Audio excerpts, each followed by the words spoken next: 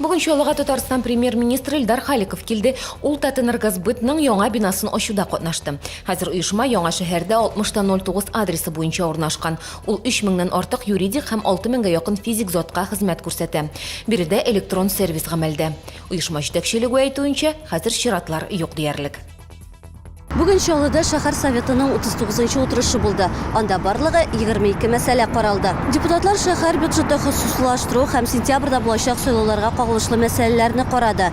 Шулай ук бүген шәһәр советы каршында иҗтимагый яшьләр парламентын оештыру турында да карар кабул ителде.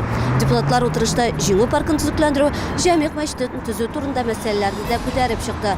Муниципаль идарә итү компанияләрен оештыру сүлпән баруны тәнкыйтьләде. Шәһәр советы утырышы барышын Ләйсән Ханова күзәтте.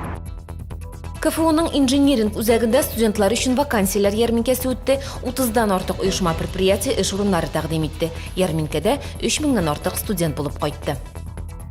Чаллыда Бөек Ватан сугышында катнашкан 2000-га якын кеше яши. Яшь буында ветераннарга карата хөрмәт хисе тәрбияләү максатыннан шәһәрнең балалар иҗаты сараенда бөек җиңүне йөрәкләрдә саклыйбыз фото бәйгесе старт алган иде. Хәзер биредә катнашучылар фоторәсүрәтләрдән күргәзмә әзерлиләр.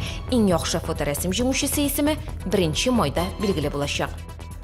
Бу һәм башка вакыйгалар турында яңалыклар тапшыруыннан белерсез, ул 19 сәгать 30 минутта эфирга чыга.